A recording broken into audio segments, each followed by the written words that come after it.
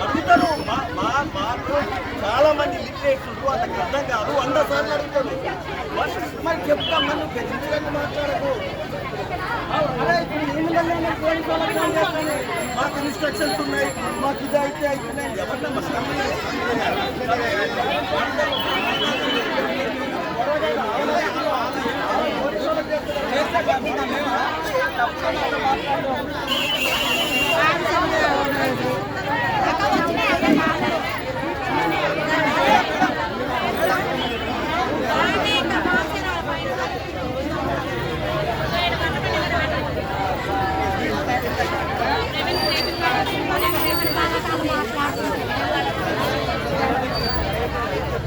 ఆ బాధ్యత ప్రకారంగా ఇక్కడ ఎడ్యుకేషన్ కొంతమంది లేదు కాబట్టి వాళ్ళకి చెప్పాలి కాబట్టి వాళ్ళు ఏంటంటే ఒకటేసారి కాకుండా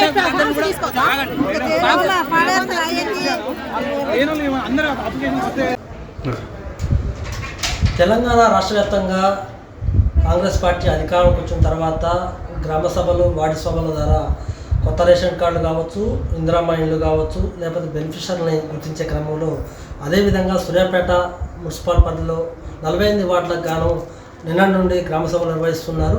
అసలు గ్రామ సభలు ఏ విధంగా నిర్వహిస్తున్నారో అసలు ఎంతవరకు ఏ విధంగా ఉందో తెలుసుకునేందుకు సూర్యాపేట మున్సిపల్ కమిషనర్ గారిని అడిగేస్తాం. సార్ నమస్తే సార్. నిన్న నుండి మనం వార్డు సభలు నిర్వహిస్తున్నాము, ఏ విధంగా స్పందన ఉంది సార్? ప్రజలందరికీ నమస్కారం.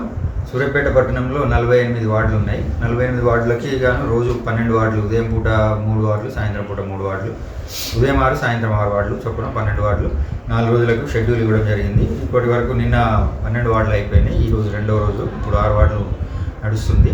అయితే మొదటి రోజు కొంతవరకు ప్రజలను కొన్ని చోట్ల కొంచెం ప్రజలు సక్రమంగా అర్థం చేసుకోకపోవడం వల్ల జరిగినటువంటి ఇబ్బందులు కొన్ని తలెత్తినాయి.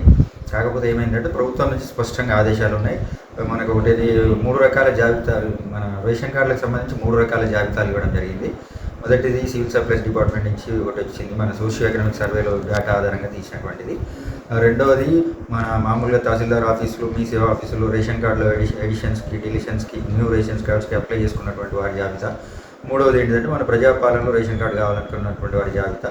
సో ఒక జాబితా, మొదటి జాబితా అయితే ఆల్రెడీ వెరిఫై చేయడం జరిగింది. రెండవ జాబితా, మూడవ జాబితా కూడా వెరిఫై చేసి అర్హులైన వారందరికీ చివరి లబ్ధిదారుల వరకు కూడా రేషన్ కార్డుల జారీ ప్రక్రియ అనేది కొనసాగుతుంది. ఇది నిరంతరం జరిగే ప్రక్రియ. ఇప్పుడే మొదటి ఫేజ్ ప్రారంభమైంది మాత్రమే. ఇంకా చాలా ఫేజ్లో అందరికీ, అర్హులైన అందరికీ కూడా ఇవ్వడం జరుగుతుంది. అట్లాగే ఇందిరమ్మ ఇళ్ళకి సంబంధించి కూడా 2 రకాల జాబితాలు రావడం జరిగింది. మొదటిది స్థలము ఉండి పక్కా ఇల్లు లేనటువంటి వారి జాబితా. రెండోది స్థలము ప్లస్ పక్కా ఇల్లు 2 లేనటువంటి వారి జాబితా రావడం జరిగింది. సూర్యాపేట పట్టణంలో స్థలం ఉన్నటువంటి వారి జాబితా 2200 ఉన్నది. స్థలము ఇల్లు 2 లేనటువంటి వారి జాబితా 16,000, మొత్తం 18,200 జాబితా వచ్చింది. వీరందరికీ కూడా వీళ్ళలో ఎవరైనా ఇనెలిజిబుల్ వాళ్ళు ఉంటే ఇప్పుడు ఈ గ్రామ సభలలో వాళ్ళు తెలియపరిచినట్లయితే వారందరినీ ఎంక్వైరీ చేసి వాళ్ళని తొలగించి అర్హులైన వాళ్ళ పేదలకు మాత్రమే ఇందిరమ్మ ఇళ్ళని దశల వారీగా ఇవ్వడం జరుగుతుంది. ఇది 26వ తారీఖు నుంచి ఈ ప్రక్రియ కొనసాగుతుంది. సార్ ఇప్పుడు వాస్తవం నిన్న కొంత గడబడి అయినమాట. వాస్తవం అయితే అక్కడ ఏంటంటే ఎవరైతే లబ్ధిదారులు ఉన్నారో వాళ్ళంతా ఆర్థికంగా ఉన్న వాళ్ళని చూపించడం జరిగింది. అసలు ఏం లేని వాళ్ళని కూడా అసలు అక్కడ లబ్ధిదారుగా చూపించలేదు. దానివల్ల గగ్గోలు పెడుతున్నారు. దాన్ని మీరు ఏదైనా చూస్తున్నారు? అదేనండి, అందుకనే ఇప్పుడు గ్రామ సభలు పెట్టడంలో ఒక ఉద్దేశం ఏమిటంటే ప్రజలకు వచ్చినటువంటి జాబితాని పరిశీలించి దాంట్లో అర్హులు కాని వారు ఎవరైతే ఉన్నారో వాళ్ళని మన దృష్టికి తీసుకొని వచ్చినట్టయితే వాళ్ళని ఒకసారి వెరిఫై చేసి వాళ్ళందరినీ కూడా, అర్హులు కాని వారందరినీ కూడా ఆ జాబితా నుంచి తొలగించడం జరుగుతుంది. అర్హులైనటువంటి లబ్ధిదారులకు మాత్రమే పథకాలు అందేలా చర్యలు తీసుకుంటాం. సూర్యాపేట పట్టణంలో 45 వార్డులు ఉన్నాయి. వార్డు ప్రజలకు మీరు ఏం చెప్తున్నారు? ఎందుకంటే ఎంత మూమెంట్ బాగాలేదు, కొంత అగ్రెసివ్గా ఉంది. వాళ్ళకి ఏం చెప్తున్నారు?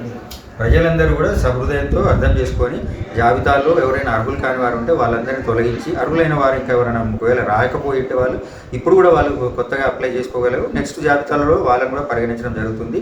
అర్హులైనటువంటి వారు ఎవరికి కూడా అన్యాయం జరగకుండా చర్యలు తీసుకుంటారు. మున్సిపల్ కమిషనర్ చెప్పేది ఒకటే, సూర్యాపేట పట్టణంలో 48 వార్డులు మొత్తం కూడా ఎవరైనా లబ్ధిదారులు అన్యాయం అయితే ఖచ్చితంగా మా దృష్టి తీసుకొస్తే మనల్ని గుర్తిస్తాం. ఎందుకంటే ఎవరైతే అర్హులుగా ఉండి వాళ్ళకి రాలేదో ఖచ్చితంగా వాళ్ళకి న్యాయం జరుగుతుంది.